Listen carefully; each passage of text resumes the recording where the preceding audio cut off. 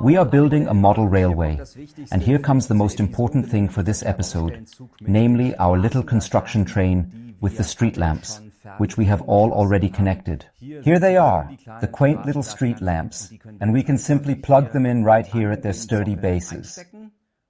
And then there will be light, and a lot has transpired since the last episode. It has become colorful on our acrylic plate, and you can really see what it looked like last time. And in comparison today, it looks completely different. We painted the plate with various acrylic paints.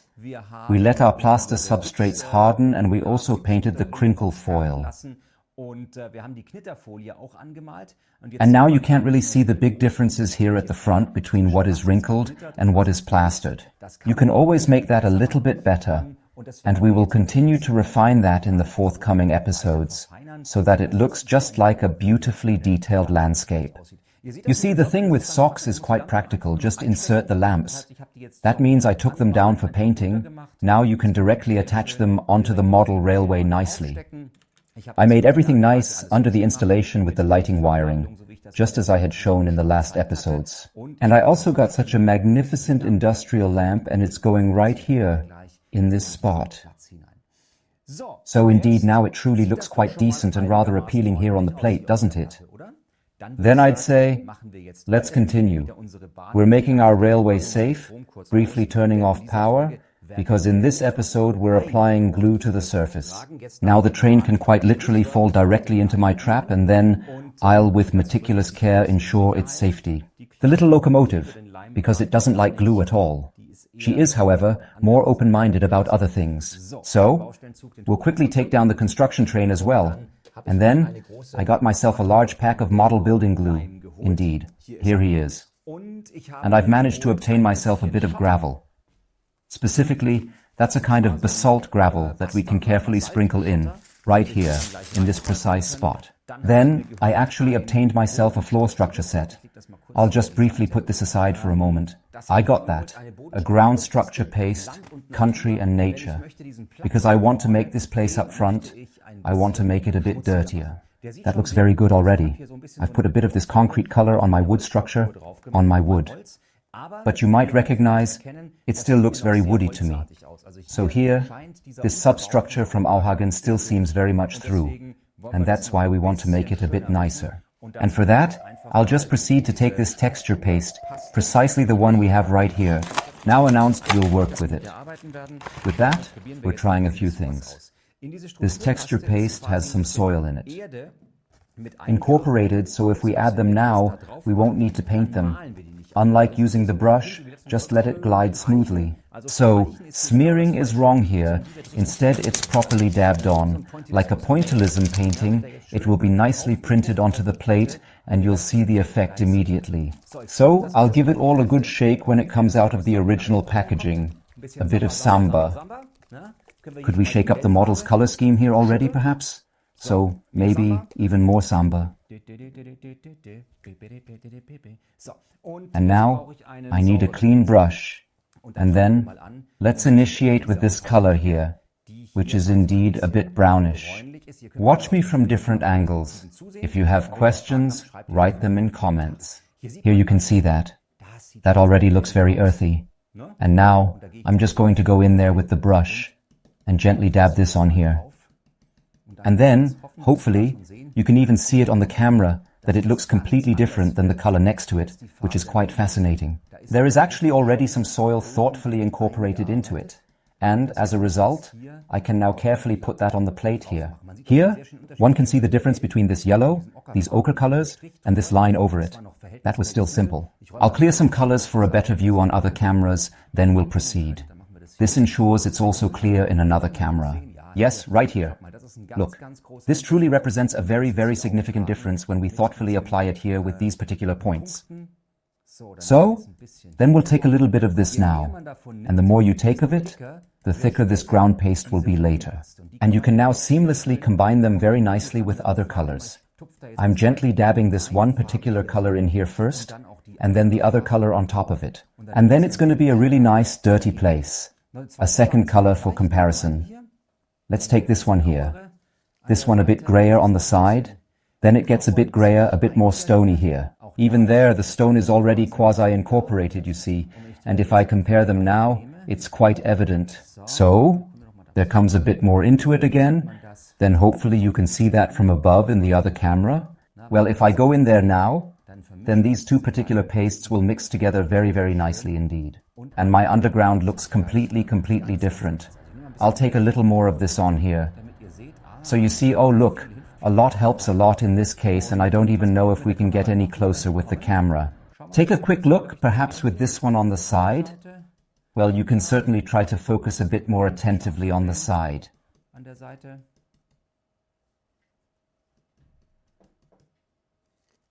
So dabbing now.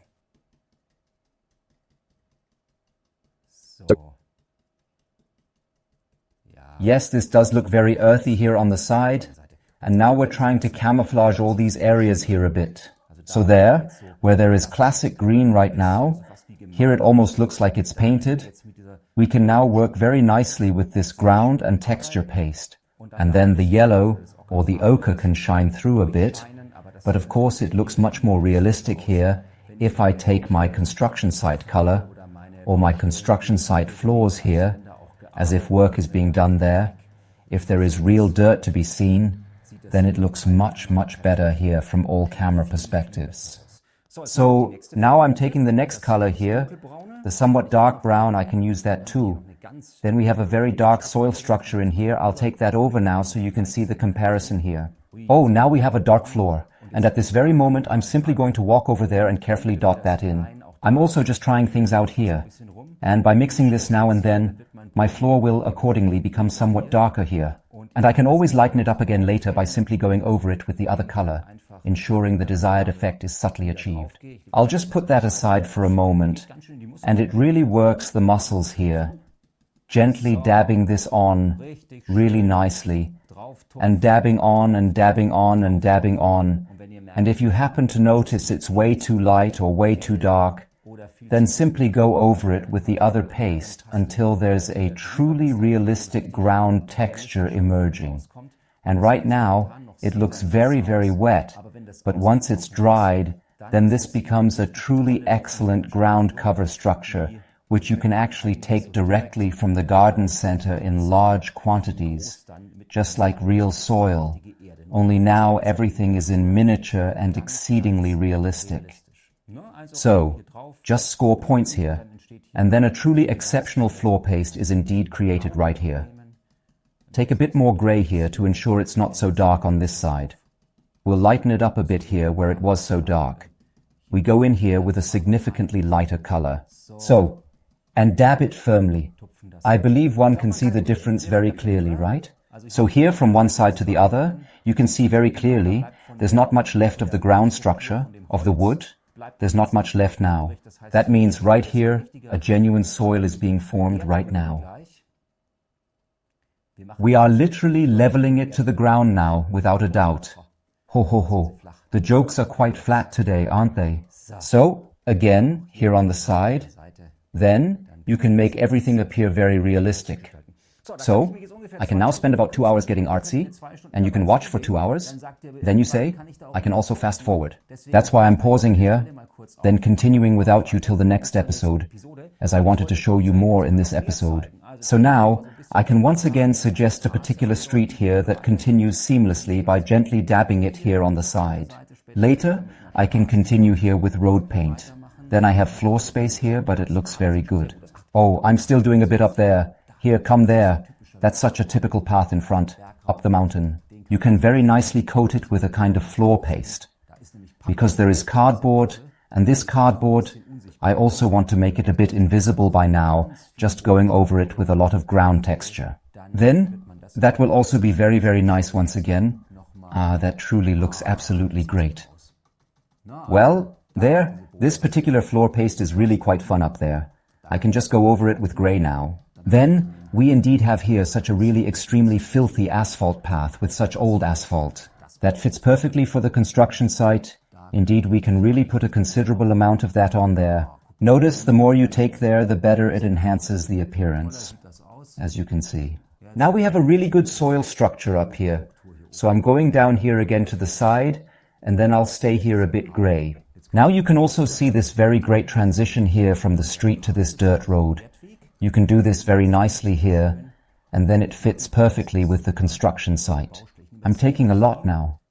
Look, make it look like there are still lots of pebbles and lots of rubble lying around, as if lots of construction vehicles were driving over it all day. And now I simply shape this path for myself. I've said, you can get lost in that for 2 hours. And the way I'm in love with the work, I'm just about to keep going like that. But I wanted to tell you right away what comes next, because I wanted to graze a bit with you. I wanted to plant grass here on the premises, and we'll do that right away. In fact, where my colors are now, I've already painted a bit of green for myself, and we'll just continue with that right away. By going straight on it with a white glue. So, that's enough for now. You can see the difference between this color here and this color. You can see the transition here. One looks very dirty, earthy. The other seems like someone just added a bit of something on a wooden board. And look, I like that very much. So, I can do that anywhere here. I can also put a floor structure on the side towards the level crossing or the railway track then. I will do that nicely later. I'm going to get a bit artsy now. But first, I'll show you a little something else by starting to apply the grass now. I'll quickly close the colors and have already prepared something here. First, close the paints, otherwise we'll dry them out. Grass?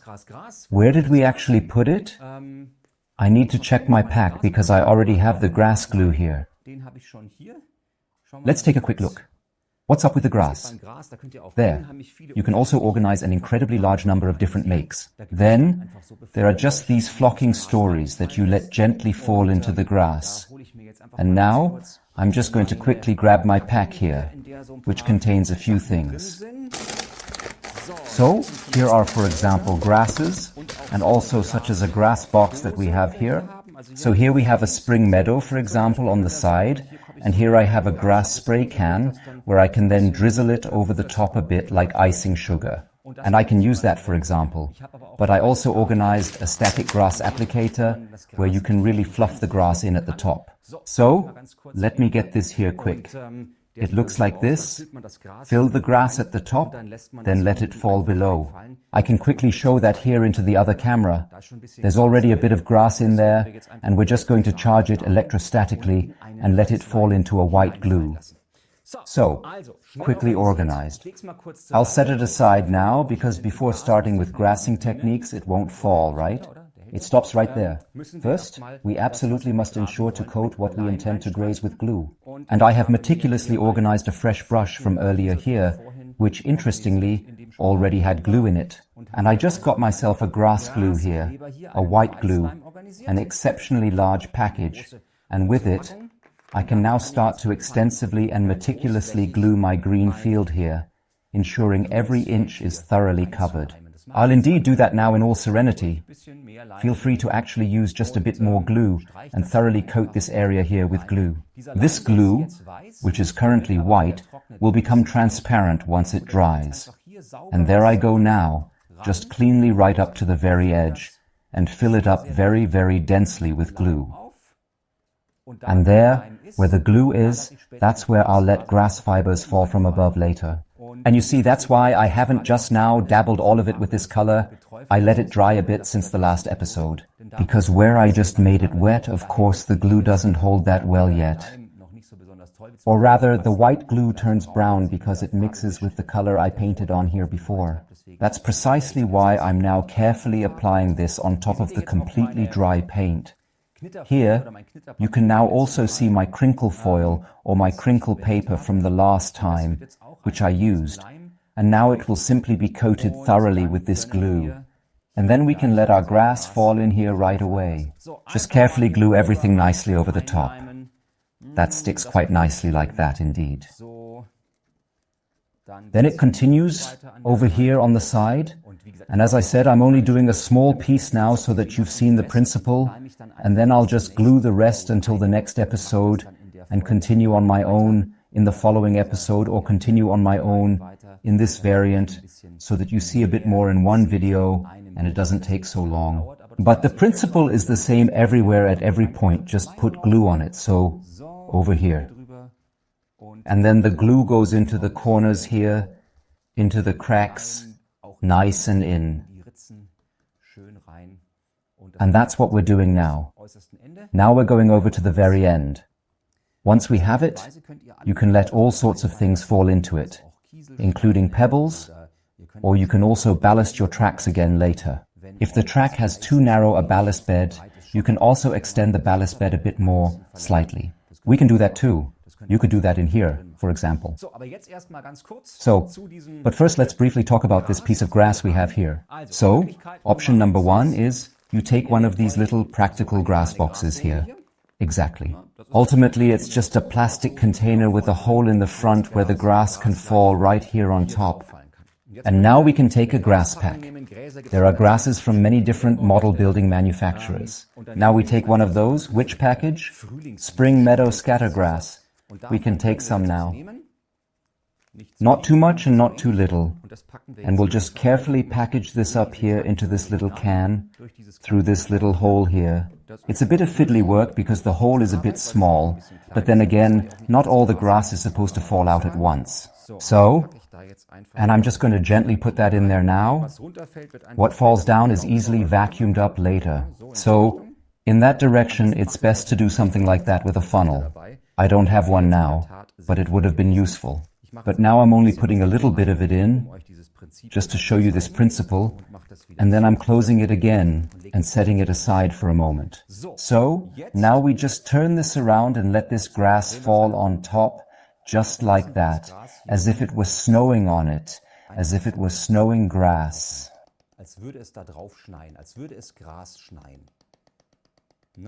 That's one way to do it. But we can also press it down a little bit. Then more grass goes on it at once, just like here. That would be one possibility that we have. And you see the grass is already getting really nice. For smaller, lower grasses, you can actually do something quite wonderful and remarkable like that. But there is a second possibility, namely, when the grass should really stand up nicely. So this is a very short grass phase you see here. With that, you can now do this really well. That would indeed be one feasible possibility. The second option available to us is we could take this static grazer situated right here in front of us, which you can clearly see here. And I've already put grass in there at the very top. Now I urgently need a grid for that. I must inform the control room promptly. Up here there is such grass in it. That is also wild grass we have here. And I'm putting a grid on top of that. Thank you very much. This here, so not all grass blades fall simultaneously. And now, I'm connecting this cable here, or this wire. There's a banana plug included, that's what I presume they're called, something like this. I'm now connecting it to some metal part, as close as possible to this spot. So now I just take the track as an example, but I turn off the power on the system for it. So now I have sort of a connection to something metallic. I could indeed also take a nail. And now, I'm actually just activating this grassing device up here. And now I can let the grass fall on it here too. However, with one difference, namely now it stands straight up like an arrow. Now these grass fibers are simply pulled upwards through this electrostatic grassing process. You might know this from physics class, where you did that funny experiment once with the hair standing on end. And that's exactly how it is here now. Here, the grass is practically standing on end, and now we can just nicely sprinkle it on there at the back, and in this way, statically grass our meadow. It certainly looks a bit cooler, doesn't it? Rather than just dropping it with that little shaker on top. And with that, I naturally and effortlessly camouflaged my paper rocks incredibly well. So, everything that falls next to it, if excessive, will be vacuumed up later. If you want to use it twice, just put a sock over it or a stocking, and the stuff will be caught. And then you can reuse that too. Then you must not throw away this static grass, or this grass fiber. It's the same grass fiber as for the other, and buy new ones, but you can resupply here again. So, grass indeed needs to be placed in here, exactly at this spot as well. That looks absolutely perfect. I hope that can be recognized the same in all cameras. I'm tapping on that a bit back there and it looks good. Well, so, and the nice thing is, look, I can also lower the lamps because they are somewhat hindering me from getting there easily. That's why these bases are very, very functional, because now we can also graze beautifully over here, right up to the edge. Well, what is going on? What do you think of that? That looks absolutely perfect. Good. Well, oh come on, take a look. Well, how do you like that? Feel free to write in the comments whether you think this is a great result or not. The question is rhetorical. I want you to freak out, as beautiful as that is. Now, I'll quickly show you. I can remove this grass.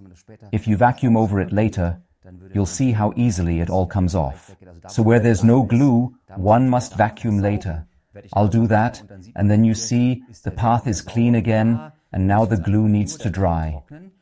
And then you have a beautiful little meadow here. And when all that is dry, then we can combine it and, for example, just put a small tree here on the side, and then it really looks perfect. So if there's a tree here, just behind a little hill, you can't see it from the front. Looks great. Or a great tree could stand here. Good. Now that we've explained that, we can move on to ballasting. Since the glue is still wet, I can wash out my brush a bit more. I like doing that immediately, letting it soak in water, but now I'll make a little ballast bed. So, the glue is the same as the grass glue. Now you need to look here at the front, and the only thing here now, there's just too much grass that fell in. That's why I'll quickly handle this here so I don't glue over it now. Now let's look over here. I believe that can be clearly seen at this point. Now I'm just going to glue this spot here. I'll take the glue over here. Now one could professionally re-glue the track with, or perhaps tape it off with a crepe tape, or alternatively with something like gaffer tape, or something along those lines, or with something like duct tape, then that would indeed be the case. But we don't actually need it now. We're just being particularly careful with the glue. And then we can try this out right here now. So, carefully place the glue in here, ensuring it's applied nice and evenly. Be extra careful not to get too close to the track. And now let's go over there and extend this gravel bed, because here it's a bit double-tracked. And with such double-tracked roots, the gravel bed likes to be a bit wider. So we take this as a model and go in here for a moment. Theoretically, we can graze here again, can also put grass in there, but then it is usually not a well-maintained spring meadow laid out by the gardener, but rather a bit of brushwood and such. Of course, you can buy something like that as grass fiber. So, you don't inevitably have to take the green spring meadow, but you're also free to consider another fiber. So I'm going to close the glue again, because it's not going to get any more in those few seconds. We're going to gravel over it a bit for now. And then we can leisurely move on to the next piece. So take your time here. Feel free to try out various gravel. The gravel is available in different colors. There is a C-track ballast, for instance, from the company Butch. It looks pretty much exactly the same color as the C-track from Märklin. Wait a minute, I have another one here in my hand for a moment. Then I can show you that real quick. Here, for example, I once brought along 2 different tracks or 3 different rails. Look here, this is, for example, the very normal C-track that we currently have here in terms of its color. There's a gravel with this exact color and another slightly lighter gravel. Both are distinct in their shades. If you do that with Trix tracks, for example, they are a bit lighter in color. And then, for instance, we have something like this for a winter facility. Is there also such a transparent track? Can one buy some? With it, one can also make a snow system. So now to use the time while the glue is still sticky and wet. And now we just take a bit of gravel here from the can and let it trickle in there. I'm just going to do that by feel now too. But there are also special little tins again. Or you could transfer it into a small funnel bottle. And now we just let the gravel fall on it carefully. Not too much. And then this particular one will just stick right here too. So, let's do this. Let's carefully extend the gravel bed a bit more. Very, very carefully. So don't take too much of that. It's not solely about reaching the exact same level, but rather about having a bit of this distinct feeling that there's also some gravel lying on the side. And then, you can already see it looks significantly more realistic on the system, doesn't it? So, feel free to take a bit more if you want. Depending on how far from the top you come, it falls wider and lightly dusts. So I'll tap that slightly from behind, making it easier. So, and then later you can also use a different gravel glue, which you let fall in from the top like a liquid. I can take a quick look or ask a colleague if we still have one in the props department, then we can show that quickly again. Otherwise, I'll just let it slip in very small now, and then we'll just let it pass and thoughtfully, carefully distribute it right here. So, as I said, it's very important that you don't glue the tracks on top, because then the ballast will stick in there too. But it already looks quite good like that, doesn't it? You can also, when convenient, vacuum up any remaining gravel that's left over with the vacuum cleaner, ensuring a thoroughly clean finish. But it already looks exceptionally very, very nice, doesn't it? So, we just go in there. You don't actually have to go all the way up there. Then you can really exceptionally nicely gravel it in here without any hassle whatsoever. So you see a big difference. This is it when still quite normal, and this when it's been a bit graveled. Now, theoretically, one could also smooth things out a bit here with a finger or shake it up a bit again, but that would rather give it an unnatural shape, because there's no big finger on the track smoothing things out a bit more. That's why I would rather do it by dabbing it on, then it looks more realistic. So let's take a quick look to see if you already like it from above, and then, as mentioned, we could also go in here with more stickers on top. So we'll just let this dry here at this location and see what happens next. And then I'll actually give you some more tips for your model railway construction in the next episode. And now, I have to let it dry first. Unfortunately, there's no test drive now, because I don't want my train to go through all the grass and gravel. Therefore, let it dry first and we'll meet in the next episode to decorate, place details on the layout, and for the next test drive. Until then, enjoy recreating.